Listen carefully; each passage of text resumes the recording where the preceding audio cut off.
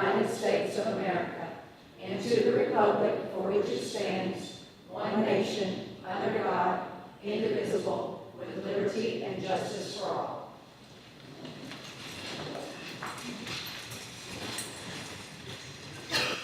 So earlier in our moment of silence, we recognized Maui and California, and now we're going to recognize something a little bit closer. We've got a board member that has just had a grandbaby girl, his first one, so we want to be thankful and mindful and prayerful for that new baby girl. You're welcome.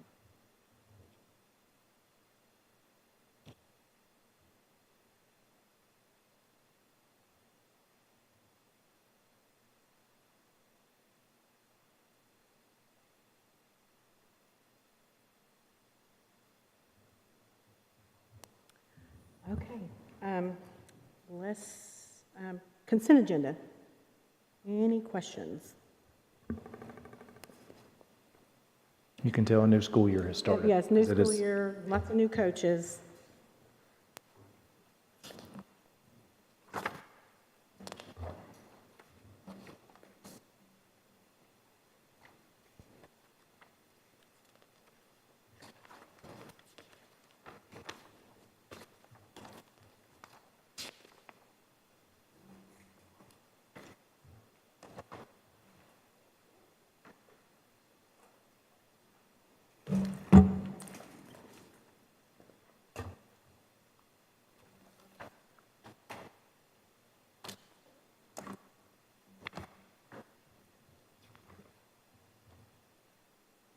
Any questions about the bus contractors are in that as well, correct?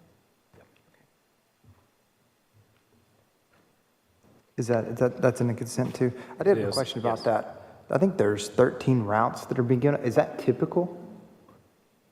Is that number high for the amount of bus contractors that are turning in their route? It's a little high, but not way out of bounds. We usually have 3 or 4 this time of year. They'll wait to determine if they've got a new bus or a driver. They think they've got somebody, out there, and they'll hold it to the last minute and then let it go. And a couple of these contractors are older, and they've just made the decision that they've had an issue with a bus. They're going to have to buy a new bus or spend a lot of money on a bus, and they, got 2 or 3 years left before they want to retire.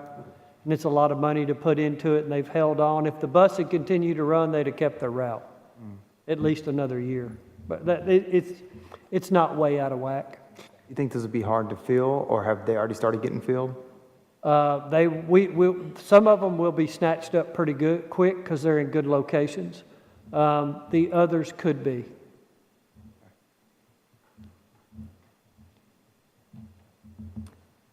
Any more questions? Number 6.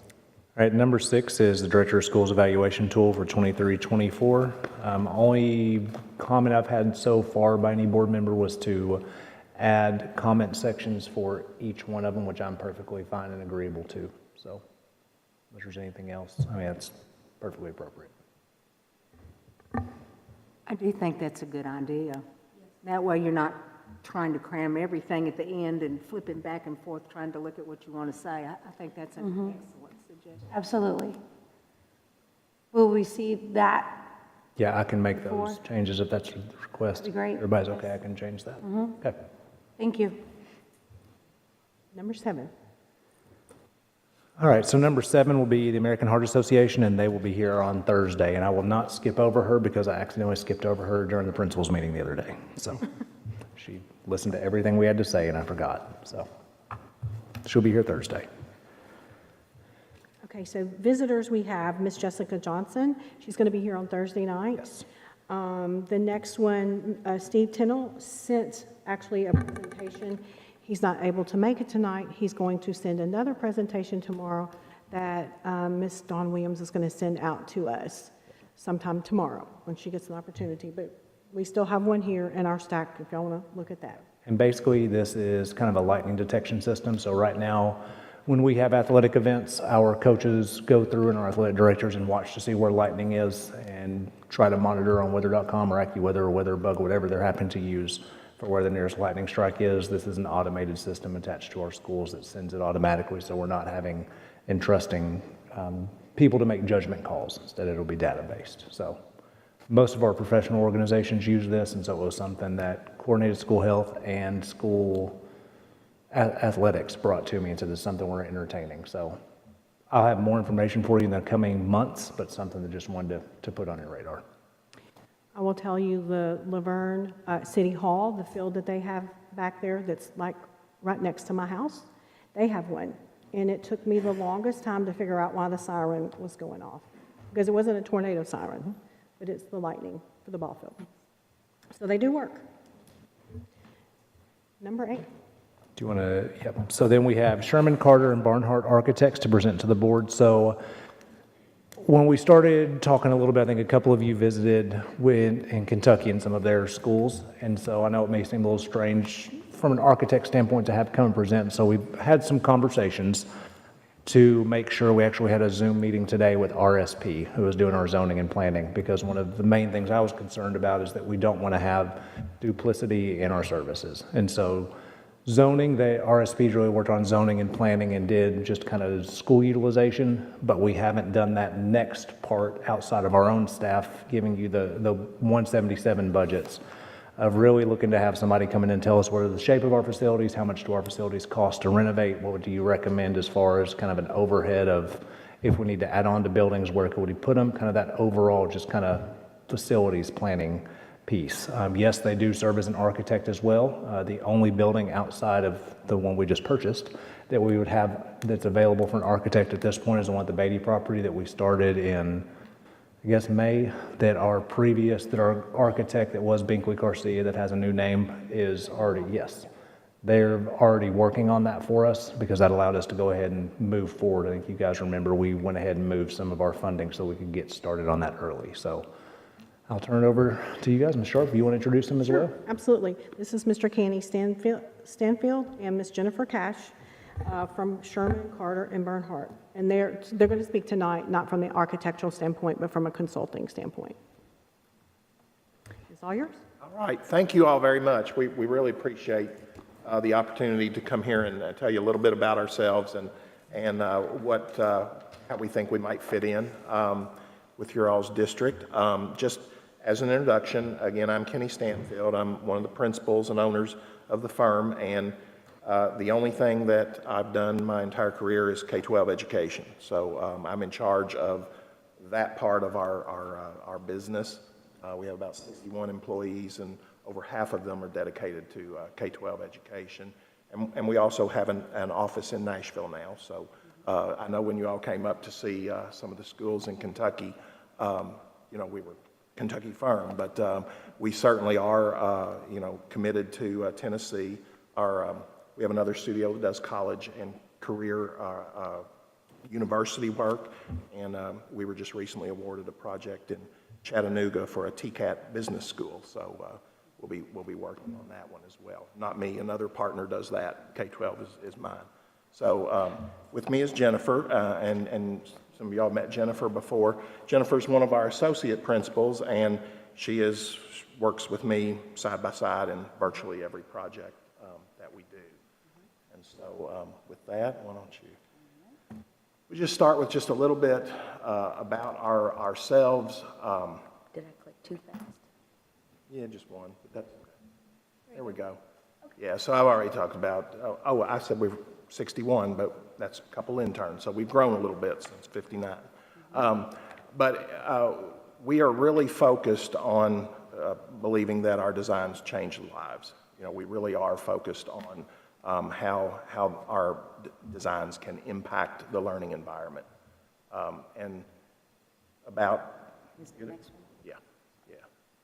So we really, I know there's a lot of names. We've all heard, Gen Xers and Gen Z and all these terms for the next generation, but, we just call it Generation Next. And the key to that is, as you all know, education is changing so rapidly, because of technology, and making the designs flexible so that we can hope to anticipate,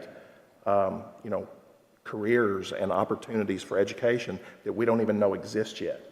And so flexible spaces are just the key to doing that, so that you're not constantly going back and having buildings that are outdated by the time they open their doors and have to renovate them.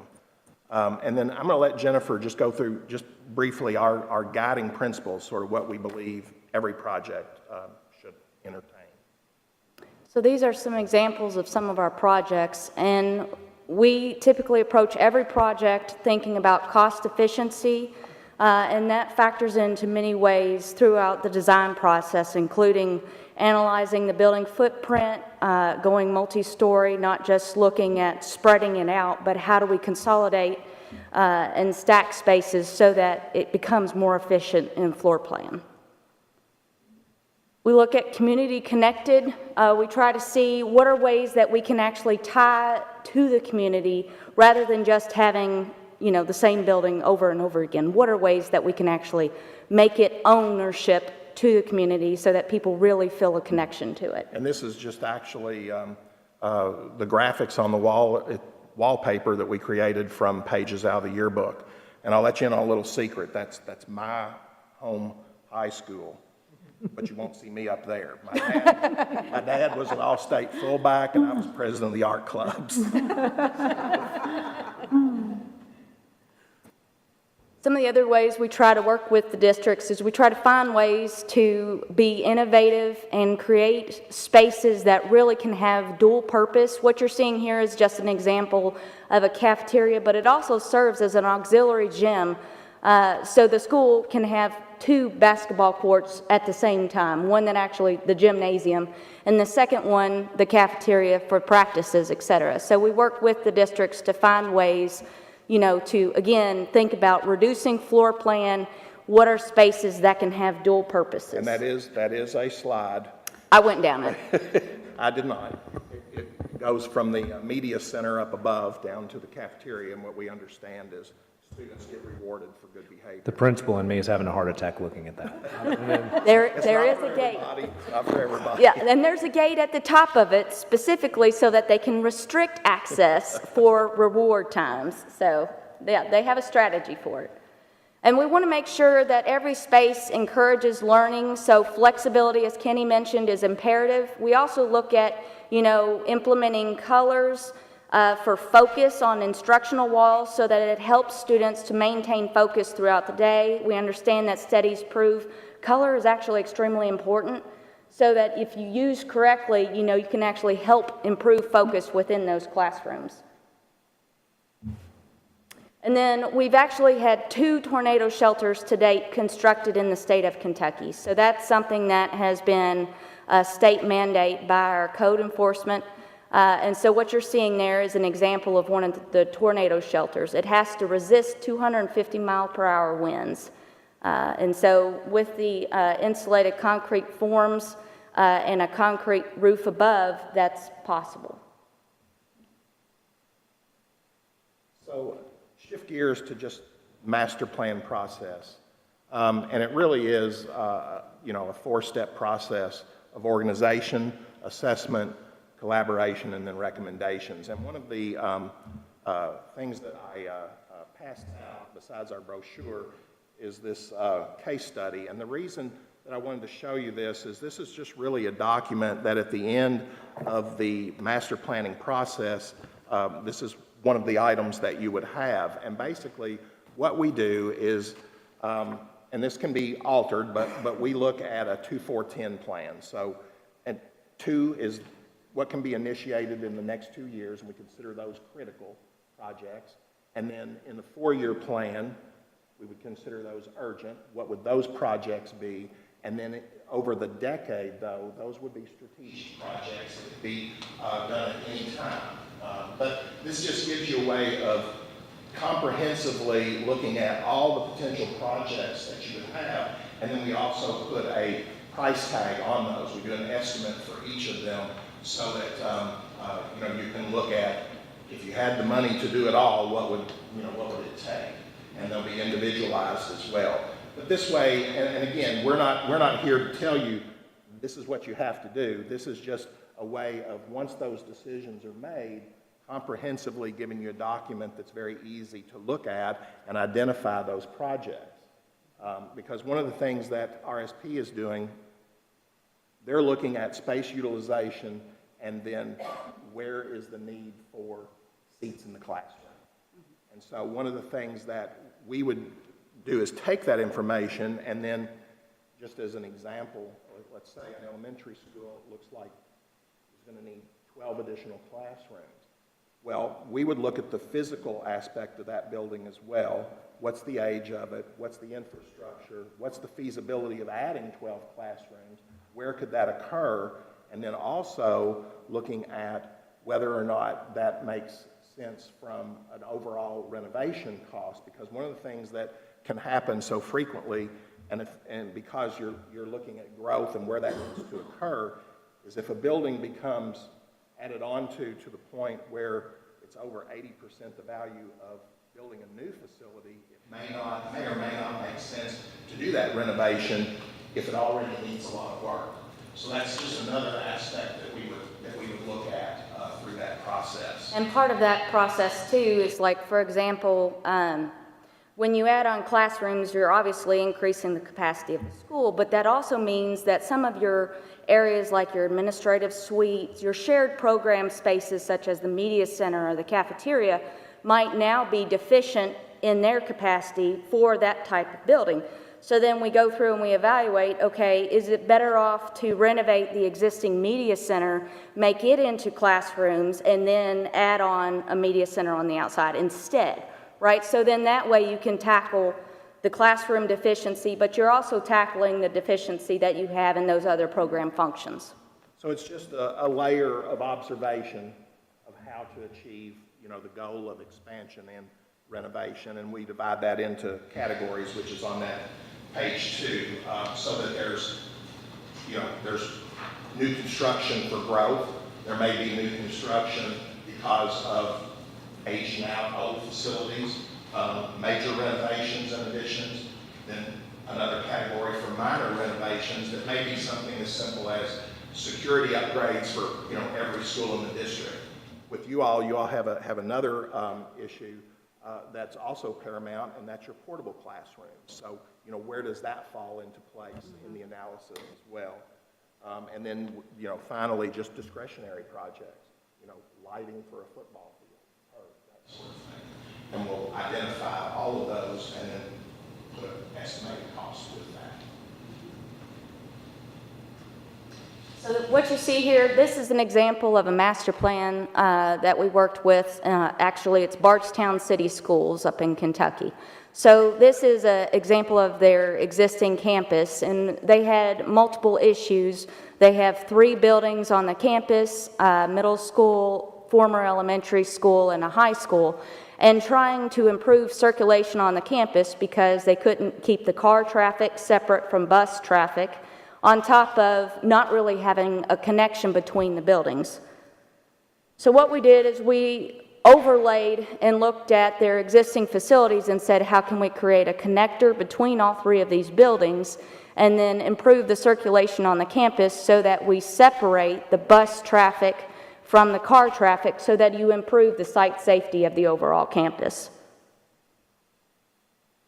And then after that, we were hired to come in and actually begin the project. And as part of that, we did this. This is an example of the schematic design that we worked with them on, where it was taking it to the next step and saying, okay, how does this work with, taking it further into the programs and laying out the connections between the buildings.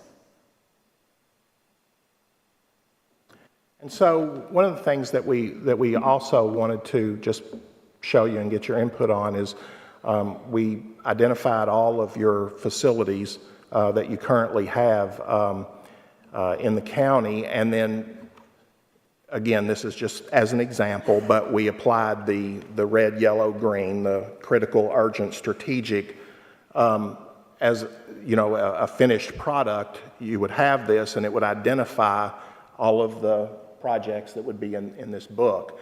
And so, just an example, we picked out what maybe in that part of the district, the recommendation is to have a new 800-student elementary school. And so you could click on the icon, and then that would show what that building entails, what kind of program that building would have for a typical school, and then coming down to the end, give a project budget.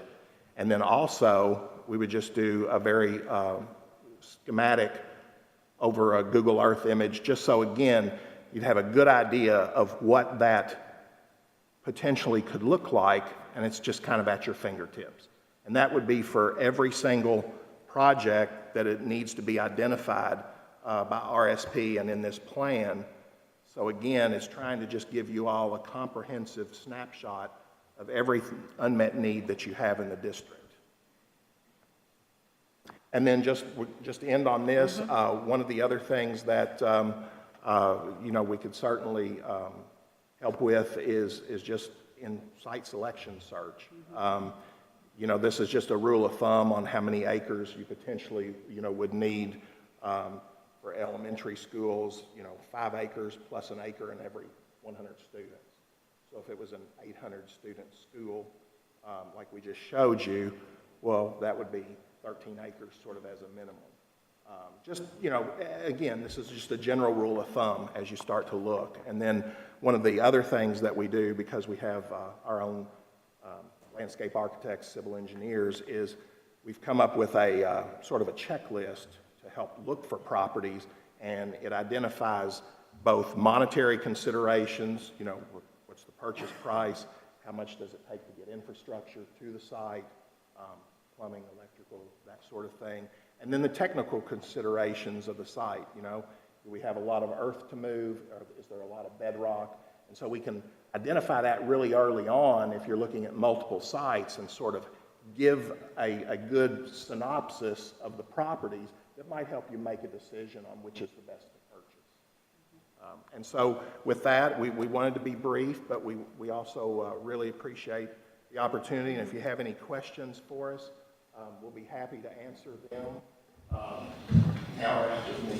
Thank you. Thank you. So if I may, one of the reasons I started looking into this is that unfortunately every year Dr. Sullivan has to go with hat in hand to the county commissioners and beg for some more money for our schools. Great, it's awesome. I'm here till 2026, but we know right now we've got 7,000 students that are coming. We've got to put a comprehensive plan together so our county commissioners know for the next 10 years this is what we're looking at. Our state legislatures know this is what we're looking at. The IDB absolutely needs to know. The city of Murfreesboro, who's just about to put another, how many was that? We were just looking at the article that just came out today. Downtown, I think that's your zone, Claire. Yeah. So that means probably another 1,200 kids. And we just cannot catch up. So, because they continue to build, and we can't find land fast enough, and we can't get money fast enough. But I believe if we put something together comprehensively and say, this is what we're looking at for the next 10 years, these are going to be our needs. So we're not going back every single year. The county commissioners can plan, our legislators can plan, they can look and say, look, Rutherford County has been the fastest growing school district and county for the last 10 years. We've gotten nothing. We've gotten nothing from them for the last 10 years. So that was my reasoning behind asking them to put a presentation together to go in conjunction with RSP. So we can, RSP, y'all know, they have given us so much data. We could probably read it from now to the end of the year and still, have some more to read. But that's what my plan was, to ask them to come and put that together so we can have some kind of plan, because I'm not planning on running again after 2026. I don't know who else is staying, who else is going, but we've got some young members on here, and I think we could set our school system up with a plan that would keep us from being some other school systems. Well, that's something that's been vocalized from very early on, is to have a comprehensive plan. I think every one of us is on board to have a comprehensive plan of where we're moving, so that we can, again, when we go before the county commissioners. So it's just not one person, it's all of us who are all on board and trying to find what that comprehensive plan, because at the end of the day, it's going to require more than just building schools and rezoning. It's going to be a combination of everything combined in this, so. I'd appreciate, Ms. Sharp, you guys bringing this forward because it's something that even in the last month, I've had conversations with some of our funding body who have said, well, we have your 5-year plan, but we know that changes every year. So what can you move down? So that, and I'm like, well, there is nothing to move down. We've moved down so much it's that, or I'm going to request to purchase 20 and 40 portables every year. Like, those are our options. Fund schools or purchase 20 or 40 portables. That's where the kids have to go. And I think being able to give them something tangible to look at, to see, look, Mr. Lee has done a fabulous job. I don't know how he does everything. He's got 5 departments under him. I mean, I don't know. This is, you know what I'm saying. We've got to get something together because we can't continue to go back every year. If we have some kind of plan to go to them and say, this is what we're going to need for the next 10 years, it's at least a target for us to look at. Versus every year going back, okay, well, we want to build 3 annexes and then have to go through the yearly, almost 2-year process that we went through with the annexes. So, anybody else have any questions? This is all very interesting, and these schools are beautiful. They are. Is there a possibility that you could arrange for us? Some of us didn't get to go when you were in the fall. We can go to Kentucky anytime you want to go. Okay. Where in Kentucky is this? The last schools that we visited were in Bowling Green. Bowling Green, okay. They're not as large as you all, but they are a growing district, and we've opened 3 new schools in the last, 5 years? So you'd get to see 3 new schools in the brand new last schools. 5 years. More than we've opened. Yeah, we'd like to see that, just know what it looks like. They're beautiful. Yep. They're We'd very, very love pretty. to take you. They all have something in common. They are all what we call net zero achievable schools. So because of the way we design and build the schools, we have a minimum of a 75% energy reduction from average. So they save a ton of money that would be going out the door for utility bills. We even have 2 schools that generate more energy than they consume because they have solar panels, and they're actually a positive revenue stream for the district because they get a refund check at the end of the year for the energy they sold. So, that's just an aside to a lot of the reasons we design the way we do. But, we think that money should be going back into the classroom for teacher salaries, computers, that sort of thing. So as an architect, it's one piece that we can have an impact on that normally, you don't think everybody has to pay a utility bill. We think, yeah, you do, but let's make it a fraction of what it's. Yep. I'm sorry. I had mentioned the solar panels for our walkways over our cottages. Yeah. I'm interested mostly in the plan. I think that because we have to keep going back and ask for more money, and then obviously there was a tax increase that was recent, to be able to show people the data as if things go perfectly well, which we know they won't, but if they go perfectly well, this is how dire straits we are. Having that data to back that up and show somebody is a lot different than just saying, hey, this is bad, or hey, this is a rough situation. It's a lot better to make your case when you have the data to back it up. So that's what I'm most interested in. My recommendation at this time is for us to look at the planning aspect because we don't have a new building right on the horizon. And that's something that we've talked about, is that with our architect, because we've used the same one, we've been able to save quite a bit because our percentages are so low. So we talked about that today. And then also kind of cost per square foot, where are you guys running at roughly right now? It's sad to say this, but we did a school that you would see in Bowling Green that opened right before the pandemic, and it was just a hair over $200 per square foot. And now we're seeing some schools run as much as $400 per square foot.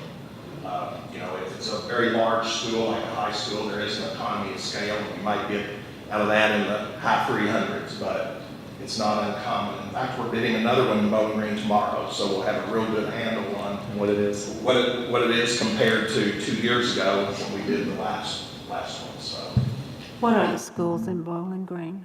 Are they all elementary, middle, high? What They're grade actually- spans? Yes, elementary, middle, and high. Okay, so there's one of each. Yes, we even have a school there that's kind of unique. It's a middle school and a high school, but it's joined at the hip by a common theater. And the reason we did that is because they were going to build a new middle school and a new high school on the same 85-acre site.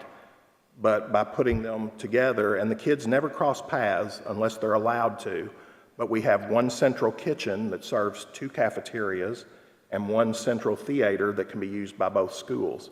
So there is a lot of savings in that, and it's Do an you remember interesting building to see. what the auditorium seats?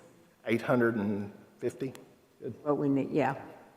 That's been one of our big concerns. That's the Jack and Jill School, I call it, because Yeah. you got one. Yeah, and all like a the Jack common and Jill sense- yeah, bathroom. just like that, yes.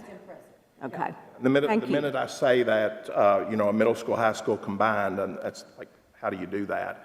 But we even have the buses, they ride the same bus, but the kids at the middle school get off at the middle school entrance, the kids at the high school get off at the high school entrance, and there's 2 separate administration suites. So there's an administrator and principal for the middle school and one for the high. We just allow them to share services when we want them to, and that has saved a tremendous amount of money in the scope of between building that one building as opposed to 2 separate. And they share athletic facilities too, their football field and their talking, and whatever, okay. Yes. I mean, we have to do that already here, but that sounds like that would be really nice for everything to be right there. Yeah, but all those can be seen in Bowling Green as well. Thank Thank you so much for coming down. We appreciate it. Well, I'll get with you about, with dates on the tour and everything. Thank you so much. Yes, ma'am. Yes, ma'am. Yes, ma'am. That's okay, I'll schedule a groundbreaking for the hottest day. It'll be fine. Everything will be fine. Number 9. All right, so number 9, I know we'll have some discussions and questions. So Stewart's Creek Elementary zoning and enrollment capping. So due to overcrowding at Stewart's Creek Elementary School and the availability of classroom space at Stewartsboro Elementary, we're proposing an enrollment cap at Stewart's Creek Elementary for new students effective at the end of the day on 9/29/23. That's the last day before fall break. New students, fall break starts that Saturday.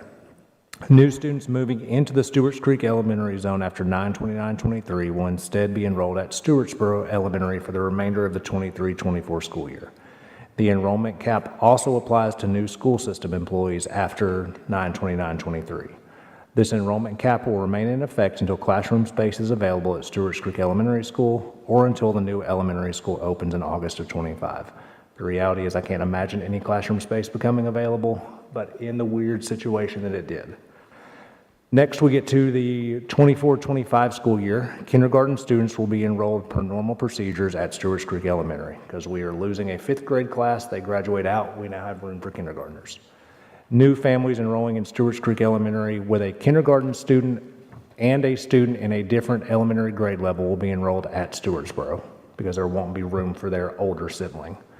And any other area school that the board approves to include in the enrollment cap option for Stewart's Creek Elementary. The reason I included that is if we look at either Rocky Fork doesn't have a whole lot of room, Browns Chapel maybe has 2 classrooms, there's small amounts of room. If we started seeing that a neighborhood just took off over this zone for Stewart's Creek right now that's in the Browns Chapel area, let's move them to Browns Chapel instead.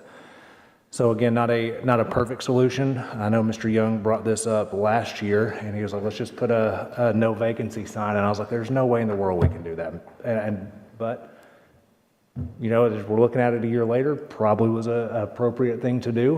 And then when RSP asked, are you guys capping anything? I was like, what do you mean capping anything? Unfortunately, I feel like this is probably going to be the way that we move in multiple areas as we build buildings online. Like, this is going to become probably not an isolated event for Stewart's Creek Elementary School. But happy to answer questions, take suggestions. There was a thought about, I had one question, would you want to do a lottery for open seats? I don't anticipate open seats occurring because what we're hoping is that enrollment technically should decline. Because you won't be adding new students. Students will be instead moving out. Now, we're not going to have huge numbers to decline, but even 10, 15, 20 students over the next year would make a difference. So right now, I think our last staffing report, it was at 1340. I hate to say got saved, but we really got saved by a small kindergarten class. Their kindergarten class is down by about 30 or 40 kids from last year, so that definitely helped. And as if we have students move out over the next school year, we won't be replacing them with new students. So you kind of hit a little bit about looking at to other schools. If this goes, I'm sure there's going to be some, if the board chooses to move forward with this, there's going to be a learning curve with this. Will this, after we get all those things resolved, would this be something to look at in the other schools that we're having problems with overcrowding as well? I know we have the Beatty property, and there's going to be a new elementary, possibly middle school, but there's still other elementary schools and middle schools that are going through this pain. So will we consider doing this with the other schools if there's room in a nearby school? Yeah, that's perfectly appropriate. The part I didn't bring up is that we still, and why we're suggesting September 29th is that it's going to take us a little while to draw bus routes. And so we really have two options. Option one is we still pick up all students like normal, whether they move in after October 29th or we're here. We pick them up, take people to Stewart's Creek, and then we bus from Stewart's Creek to Stewartsboro. I don't love that idea. It's probably the most economical, but our students at that point, all buses don't arrive at the same time. Kids are going to miss, very conservatively, 30 minutes of instruction on the front and 30 minutes of instruction at the end because they're going to have to leave early to get back to Stewart's Creek. Oh, wow. The best scenario is we draw a new route that goes ahead and picks up in all the Stewart's Creek zone anyways, and hopefully it wouldn't take as long. I imagine it's going to have to pick up much earlier and the route's going to have to run much longer, but that's us providing transportation. Of course, the parent can still provide transportation if they choose. Our biggest kickback is definitely going to be realtors who have sold houses to the Stewart's Creek Elementary Zone, but our job is to provide education for our kids in the safest and best environment, and Stewartsboro and Stewart's Creek are still, since it's not public yet, the highest performing schools that you could possibly be. So, Do we know how many students were late arrivals after registration at Stewart's Creek? Do we have a forecast of what we can anticipate? How many kids are coming after? I'll go back and look at last year's. That'd be great to know if this is even going to be affecting this year versus really next year. Mm-hmm. I'd be shocked if it wasn't at least 10 students a month. I know last year, we had 2 weeks left of school, and they had enrolled, I believe it was 4 kids in 1 week in the last 2 weeks of school. And if you drive anywhere on Lee Road, Rocky Fork, Almaville Road over there, there's not just new construction like ground broken, there are houses going up, so it's just going to continue. Oh, yeah, those farms are just being taken away and there's building. Yeah, Roy Waldron Annex is experiencing the same Yep. on the So, east side. as part of, and we're not going to, I'm going to go an RSP update, so something we're looking at with the zoning proposal that will come before the board is we're about to have, and kind of hit on this, we'll have our media release day while we're doing this on September 7th, then where all media outlets are invited, then September 18th, 19th, and 20th, we have public input meetings. RSP will take that information back, so make any tweaks they need to based on input. I think both of the proposals that we have looked at include taking Roy Waldron Annex offline and closing that building, and instead shifting students over towards Laverne Lake to John Coleman, because we have a 7-year-old building at John Coleman that is less than half full. So that would address part of that issue as well. And determine the capacity number, how are we going to do that? Is that the number we've already got established? Or? Great question. So we've been working through with bi-weekly or weekly, depending on what the meeting was. And Ms. Sharp actually got to see a little bit of this today. So our numbers of what actual capacity should be are within 300 at the elementary level. And so moving more middle and high school, us and RSP are still working through coming up with an agreeable number. Part of that goes to making sure that, and our principals already know, that we're kind of utilizing a standard utilization for our schools. So if you have your classroom space has to be indoors, kindergarten through fifth grade has to be core content areas. You don't want to put art and music into a portable, but if that is our second priority.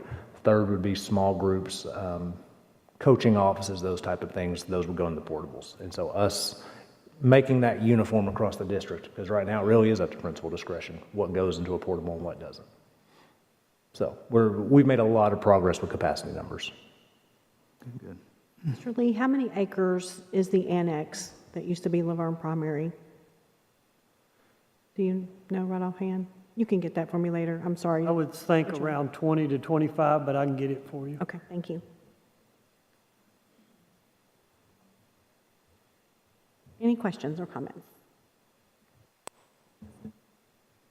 Are we looking at possibly capping middle schools also? I think anything that we want to do can be at the board's. Okay. My concern right now, I had This is initially. just all, this is an Yes, Oakland this is our first idea. one to do. Okay. I had anticipated looking at Blackman Middle School to cap that, and then Rockville Middle School has a sixth grade class that is just busting at the seams. Their sixth grade class jumped 140 kids from last year. We shrank a little bit, so Rockville Middle, we added the classrooms. I think more kids stayed in sixth grade. City isn't doing as much as sixth grade, so now our sixth grade numbers have jumped again. Dr. Chastain had to call the other day and say, hey, you need 2 new teachers in sixth grade. Like, you may not want them, but you're over average, so we need to give you something. So I don't know where we would cap for Blackman, for example. Smyrna Middle, probably. Okay, thank you. But it could be something that we can look at for next year. Thank you. Obviously, there's going to be some learning opportunities, a learning curve in implementing this, so, but for next year, depending on what we decide, this could be an option Maybe as well, start the year. at the start of the year, Yeah. correct? And not Mhm. have to. Instead of Retro, the school yeah. starts and then Yeah. we do this, it'll be at the start of the school year. Mr. Young? Thank you. Yes.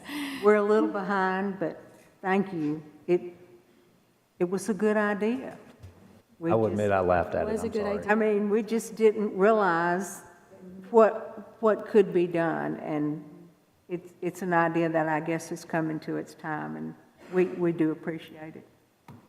Thank you. In Stewart's Creek Elementary, from 8-9 of last year till 8-23 of this year has grown 123 kids. So that just gives you an idea. So at least 10 kids a month. Trey, are all the portables that we order, they all up in position being used? Or are we waiting on any type of, They're all in position. The Stewart's Creek ones are already in use. We are waiting on our friends at Middle Tennessee Electric again at Riverdale. Do we know what the status is on the covering for the walkways at Stewart's Creek portables? We're looking at it. We're still waiting on the rest of the area to be done around that. That's what I said, solar panels. That might be out of, Can we get funding for solar panels? that might be out of the It's budget. not necessarily, I mean, we use them for coverage, but maybe there's another, Federal government's not doing anything at this point that I'm aware of, but it'd be worth it. okay, so this time they're not. But we might want to use them. Number 10. All right, number 10. So I'm glad I've got water because we've got a lot to read. So number 10, curriculum and instruction, working mission. Curriculum and Instruction Department would like to partner with Working Mission, a nonprofit organization during the 23-24 school year. Working Mission will provide adult ESL classes to Rutherford County community. RCS will be responsible for contributing $5,000 of Title III funds to assist with the purchase of curriculum used with our families. Any comments or questions? Curriculum read. All right, curriculum leads, we started this in 2019. Curriculum and Instruction Department would like to allocate approximately $300,000 of Title II funds to support curriculum leads at each school. Purpose of the curriculum leads will be to develop the instructional capacity of teachers within our district to support the PLC process. The allocations are, each participant receives a $400 stipend for attendance and participation in quarterly professional development sessions led by the Curriculum and Instruction Department for a total. Schools allocated a number of participants is based on school structure, elementary school, middle school, high school, to support TN-ready tested areas. Recommended approval, and you'll see the motion to approve allocating approximately $300,000 of Title II funds to support. This is something just because we have a couple board members who haven't had this portion.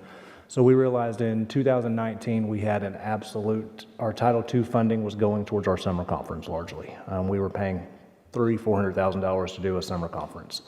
And our teachers were doing a ton of work after school uncompensated. And so we developed curriculum leads because there was a big disconnect between our central office and our schools. And so this allows us to be able to meet with a grade level representative and subject person from each one of our schools to talk about district expectations, curriculum guides, using instructional materials, all those things to make sure that everybody across the district has the same message. And it's been vital to us continuing to be successful.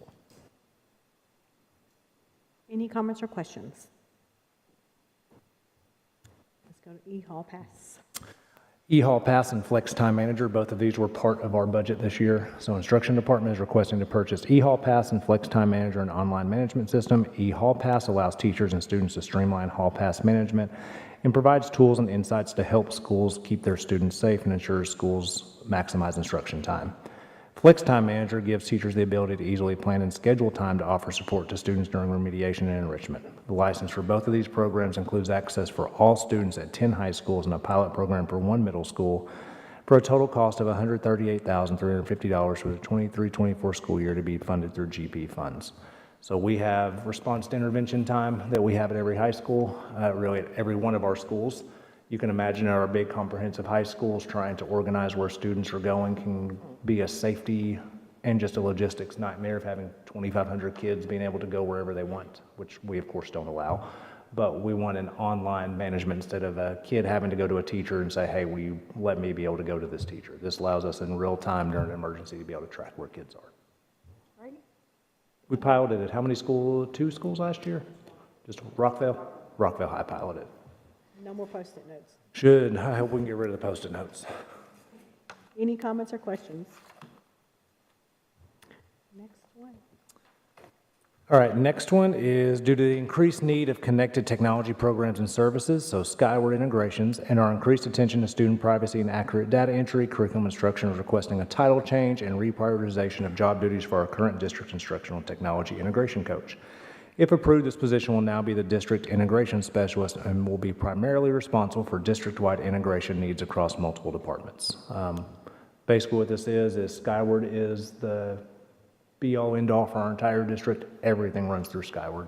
Integration for all of our textbooks, Microsoft, any program we use, School Messenger, all of it's going to run through Skyward.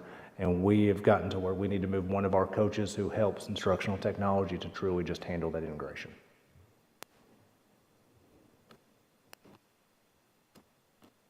Any questions? We'll go to Title II. This is something we do for all new interventionists and have for quite a long time. Title II, and that is, for those of you who new, Title II pays for professional development. So Title II Institute for Multisensory Education will provide a 5-day workshop, comprehensive Orton Gillingham training and Morphology Plus training. Both courses are 30 hours of a hands-on interactive and personalized class that provides a complete understanding of IMSE's enhanced Orton Gillingham method, the essential 5 components to literacy, and the tools necessary to apply it in the classroom. Educators will have a basic knowledge of how to assess and teach students in all 3 tiers of RTI, as well as students with characteristics of dyslexia. Contract details, total approximate cost, it actually varies based on how many we have attend. October 10th through 12th, November 29th and 30th, comprehensive training, October 16th, 18th, and December 6th and 7th, the Morphology Plus training. Title II will pay approximately $78,000 for approximately $60,000. That'd be a lot of academic interventionists. 60 academic interventionists. I feel like we need that many. That would be a lot of interventionists. Any comments or questions?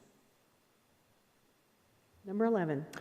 Number 11 is something we started doing last year, so it's the board's annual agenda, tab 4. Annual agenda highlights items for board consideration and activities of note for information. Annual agenda is not intended to be an all-inclusive list of board actions and does not include routine businesses conducted by the board during regularly scheduled meetings. Annual agenda is a constantly evolving plan, and items may be added, moved, or removed as needed. It really just goes through and hits what policies we need to look at, different action items we need to take, from budgetary to 5-year plan to all those different types of things. Any comments or questions? Number 12. 12, the National Federation of High Schools contract renewal with Rockville High School. Tab 5, we're requesting a contract renewal with the National Federation of High School Sports Network, NFHS, for 5 years starting August 1st, 2023. This is at no cost to the board. All cameras have been installed and are working properly under the current agreement. We would like to extend this agreement for the next 5 years. And this is where the sports, Yes. the sports channel.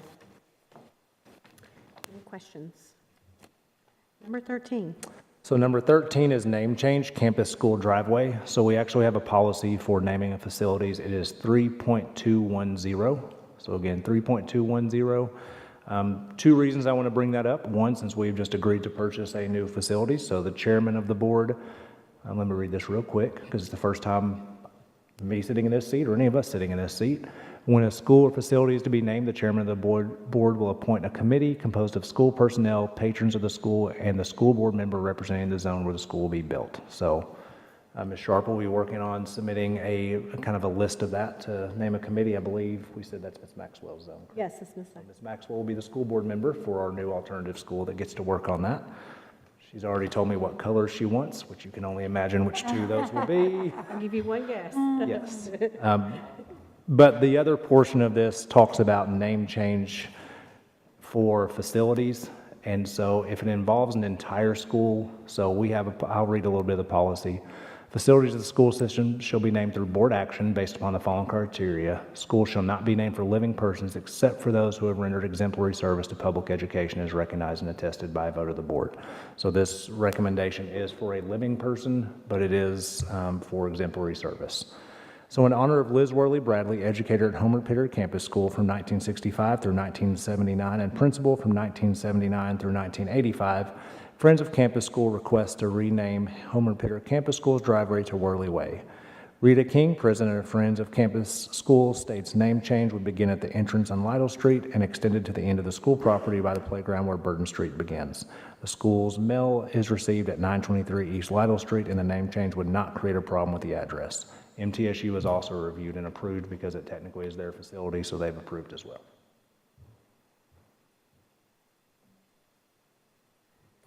Any comments or questions? Number 14. So now we're moving into financial matters, tab 6. Board recognition of the Eagleville Parent Volunteer Organization at Eagleville School, EPVO, and an RCS School Support Organization, or SSO, per RCS Board Policy 2.404. Only a group of organization that has entered into a written cooperative agreement with the board may use the name, mascot, or logo of a school or the school district to solicit or raise money, materials, property, security, services, or other things of value.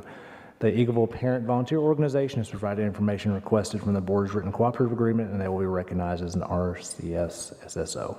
I say we have Mr. Pedigo here as well, principal at Eagleville, so be happy to talk afterwards if needed. Questions? Maybe, Mr. Pedigo, we can have you assist some on the north end that want to start some of these groups.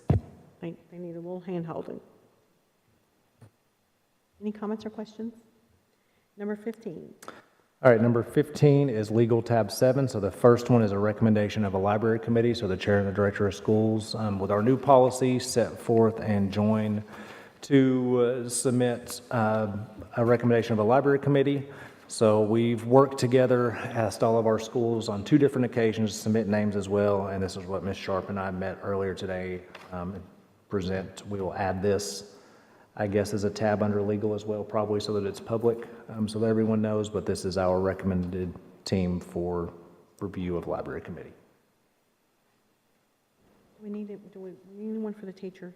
Now it's only 2 teachers, because the discussion was to have 3 parents to 2 teachers, since there were already media specialists on I it. thought we were having great meetings. Okay. Yep. Thank you. Any comments or questions on that one?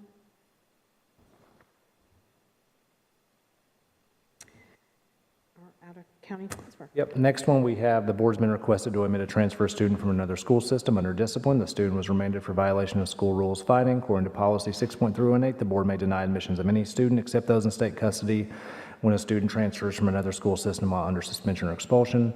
Director of Schools' recommendation is to omit and place into alternative school. So it got brought up a little while ago. Yes, we are overcrowded, but when a student moves into our district, we ultimately will be providing them instruction once their time period is up. And if it's a nonviolent type offense to where we actually have room, my recommendation is usually to admit, because ultimately we're going to be responsible for their education once they get here anyways, and I would much rather them go ahead and try to get caught up than be further behind. So that's the reason for that recommendation. Policy change. All right, so a policy change, 6.313 spectators.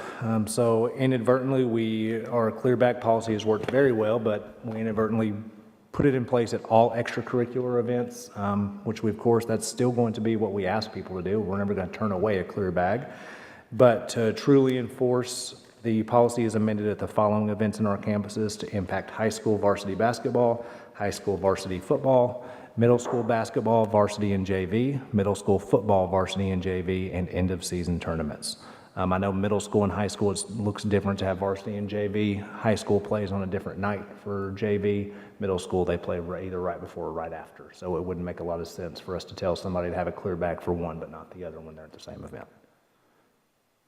Anything else to that, Monica, that we added? I don't remember. There was another section about middle school students attending with their parent, yes. So that would be for high school varsity basketball games, high school varsity football games, and end-of-season tournaments. And that would allow middle school students to attend games at their own middle school. And then you see we have two motions that we'll talk on Thursday, because the first one is to put this in place automatically. We have to suspend board policy to require 2 readings. And then the second one will allow us to be able to move into place. So we did have some sporting events that over the last 2 weeks that we've implemented this in. It's for some of our non-revenue sports, like a cross-country match or a soccer match or some of those, we've had to place people to collect gate fees where we normally don't and check back. So that was a little strange for some of our schools. Now, Madam Chairman? Yes, ma'am. Are we adding the part you just said to? The middle school. Yes, about the middle school students, Yeah, and yes. Participation, okay. Yes. I mean, about attending ball games and stuff. Yes. Let me read it to you. Add that. They were restricted before. Yes, so the way Yeah, I know. the way the current policy reads, and I'm pulling it up, it says adult supervision, children who are middle school age or younger must be accompanied by an adult, preferably a parent guardian, for entry into the athletic event. We inadvertently told middle school kids they couldn't go to their own events without parents.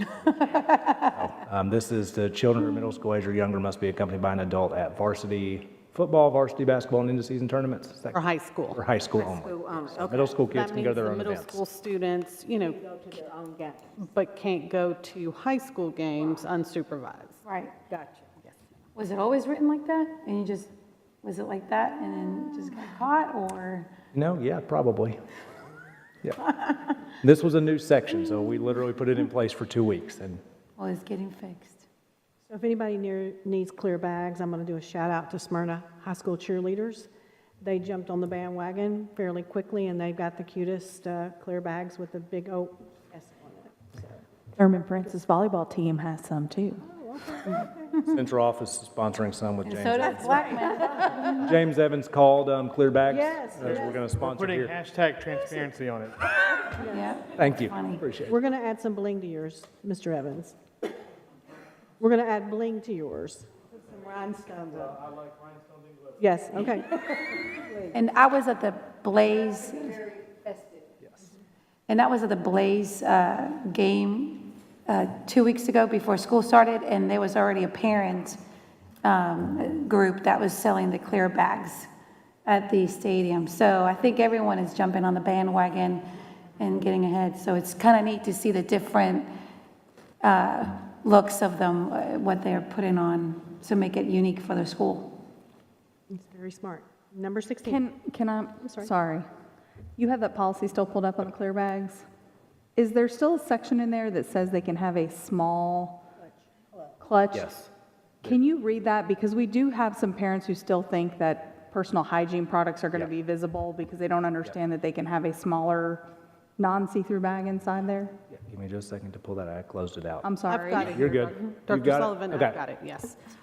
So as an alternative to the clear bag, attendees may use a small clutch purse no larger than 4.5 inches by 6.5 inches.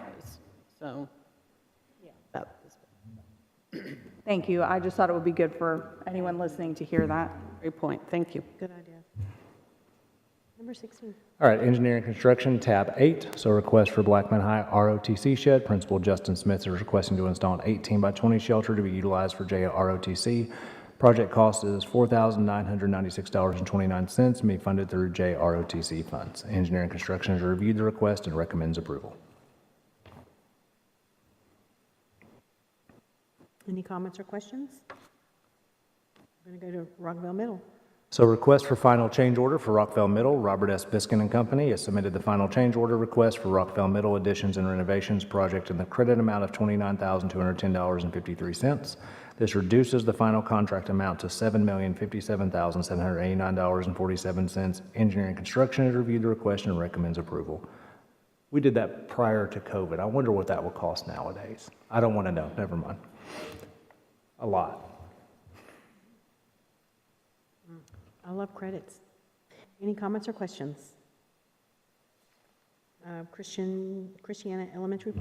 Now we've got Rockville Elementary. So same timeline. Robert S. Biskin and Company has submitted the final change order request for Rockville Elementary additions and renovations project in the credit amount of $189,215.02. This reduces the final contract amount to $9,321,152.02.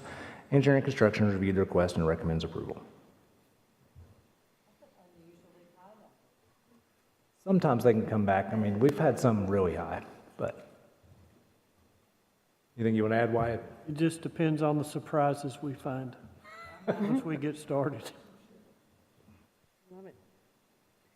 Okay, Christiana Elementary Playground. All right, request for Christian Elementary Playground. Principal Chris Lafferty has requested to install an R5 custom play set, small play net climbing feature to the playground. The cost for the structure is $15,880 and will be funded through proceeds from the school fund run. Engineering and construction has reviewed the request and recommends approval.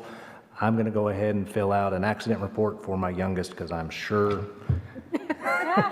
he's going to be hurt on that. So sounds great. I was thinking, what is going on?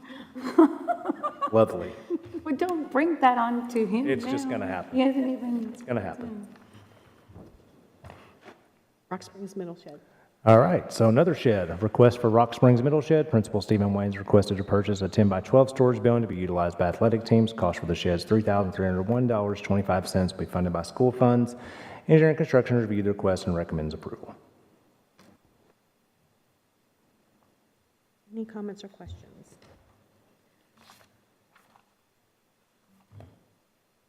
School safety.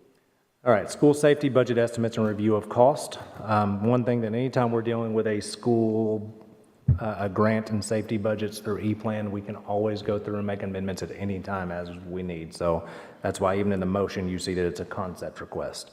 So school safety has received the funding from the state for the 23-24 academic school year in the amount of $2,067,000. While we have many requests and upgrades, we realize these funds will not be sufficient to cover them all in one year. You'll see that we have the safety plan for this year as below. And again, we can always move money around depending on how bids and those things come in or what we decide to prioritize. All of these come back to you as a board to approve because they would be purchases. So let's say that you decided that the glass lamination film came in way too high. We don't want to utilize that at every place. We could then move funds around depending on how we needed it.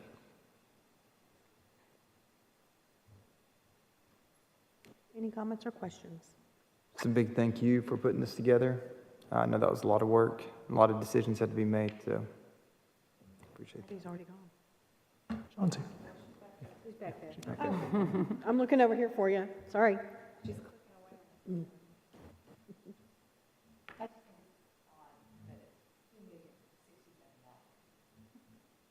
thought it was going to be more? Oh, $67 Miscellaneous. Yes. for miscellaneous contingency. Okay, coordinated school health All right, so Coordinated School Health Central Office Walking Track. Coordinated School Health is requesting to fund a 1/8 of a mile walking track for the office staff here at Central Office. The funding for this project will come from Coordinated School Health. Engineering and Construction has reviewed the location for the track and approves the location and request.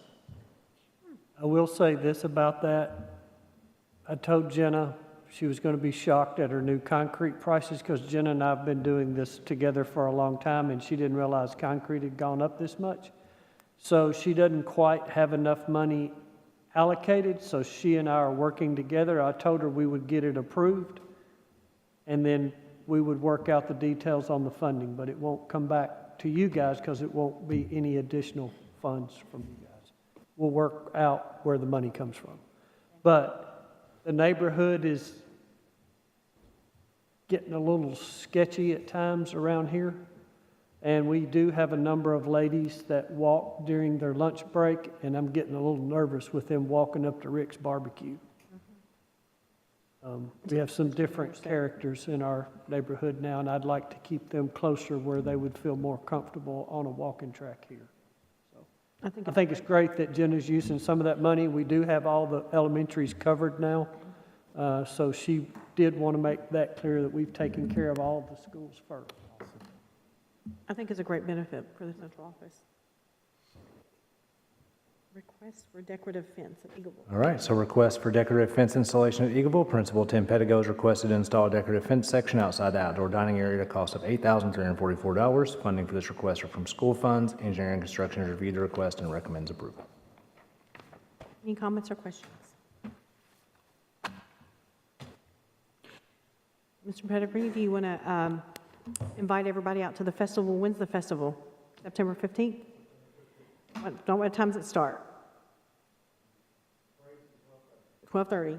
Y'all, this is one of the best events I go to every year. Is the festival at Eagleville. PA system for Eagleville. It's Eagleville night. Yeah, man, well, I don't know what y'all are doing to raise money, but we need a new school. More than one. Yeah. Start with one. Request for a new PA system for the football stadium at Eagleville. Principal Tim Pettigo is requested to purchase a new PA system. Existing system has become inoperable. The cost for the new PA system is $14,997.73 and will be funded through the football program. Engineering Construction has reviewed the request and recommends approval.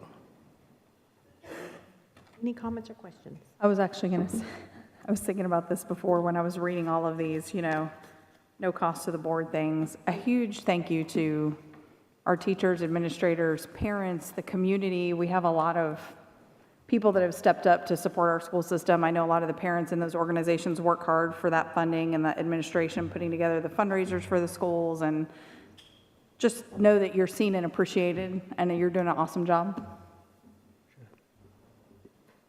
Thank you so much. Do we have an insurance update? So insurance update, you got anything you want to I was say? just going to mention how that Gallagher is helping us to look at our cost so that when we do our open enrollment, this year will be a passive enrollment if there's no changes desired to their plan. We'll be getting some more information to you soon. And I'm working, so we have a large file to look at all kinds of insurance options. What was the state plan aggregate? Did it go at 5.2%. 5.2%. So we're looking at what cost goes to the employee versus what cost employer, all those different types of things, and trying to come up with for the next board meeting for a recommendation to the board. So I don't envision a way that the district picks up the entire cost with the big percentage raise we did.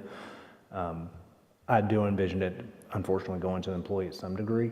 One thing that if not the majority, something we have to work through, one thing I do want to cost, because this comes up every year when we talk about insurance, is let's say we did a 5% raise last year, and then the 5% insurance, people, oh, my raise just got washed out. No, your 5% raise was on your salary. 5% of insurance is a lot less than what your average salary is. So we didn't just do an even 5%, like your raise didn't go up and cover that. So something we always like to talk about, because that's usually the first talking point. Could I say something about insurance? Oh, boy. It's a real compliment. Okay. Having served on the insurance committee and going through all that we went through to get to the point that we got to, and post-65 retirees not knowing what they were doing and staying with the county, I want you people to know that going through the crisis that we're going through in our family, one of his medicines, if we had to pay for it, is $12,000 a month. Wow. Through our county insurance, it's $288. So the county needs to be complimented. They need to be told, this is working for retirees, and we can still live, and we appreciate it. Thank you, Ms. Brown, for your work on all that. I mean, I know it's been an ongoing process, and there's probably times that you work on it that we have no idea, because you're the point of contact. Yeah, yeah. Yeah, I was about to say, I also want to hit on that, so I want to make sure that our employees know that I'm also somebody with my own family history with my child, that we have to take the largest portion. So know that when I talk about insurance benefits or that kind of stuff changing, like it, not just looking at it from a district, also look at it from that standpoint as well. Well, good job to everybody who worked really hard on that and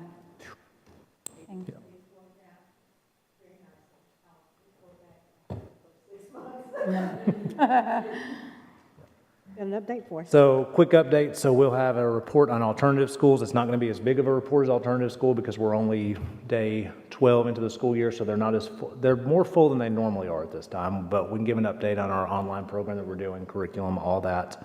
I'll have an RSP update as well. Hope to have a new file to share with you all before it kind of gets released, and we talk about it on the 7th.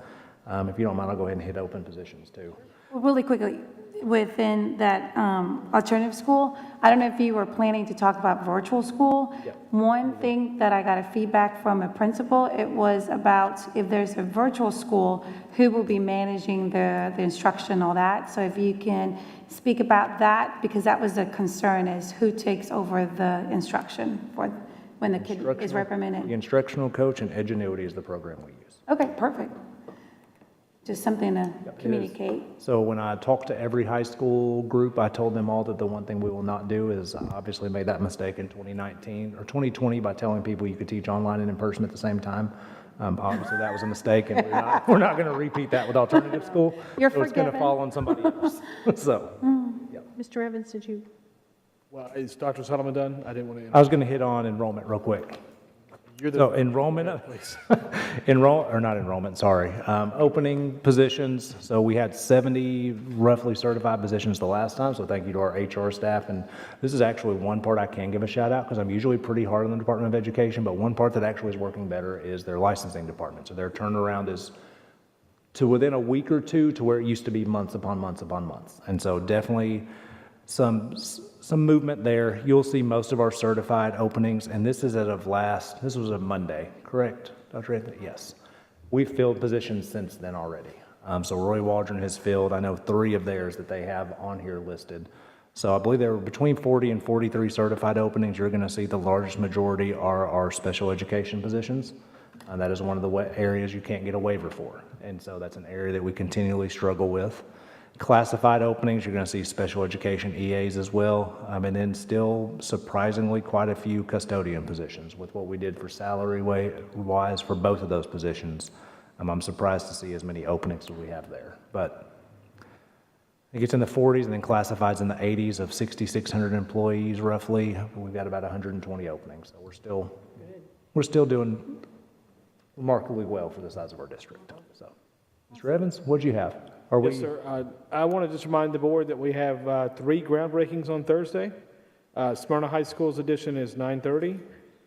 Riverdale's at 11:30, and Oakland High School is at 1:30 on Thursday. All are welcome.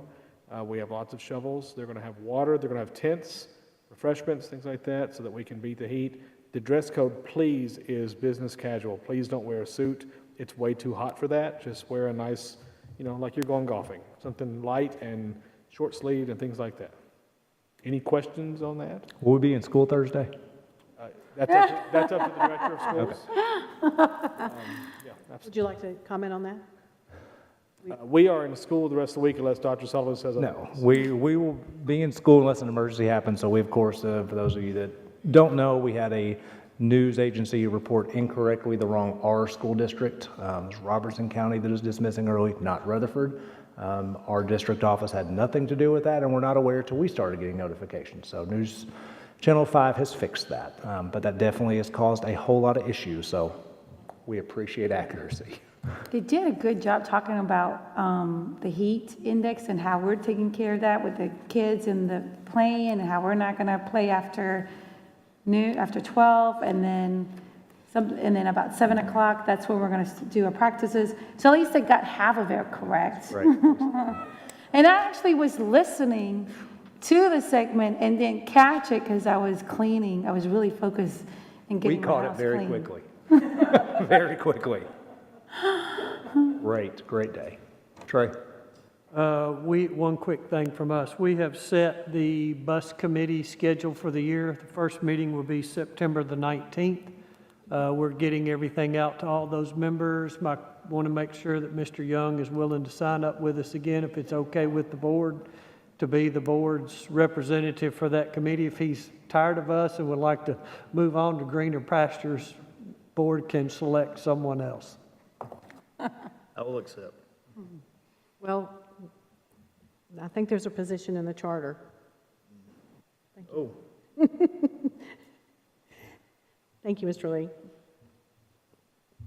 that all that you had? Okay, so Ms. Rosales, do you have a report from Tennessee?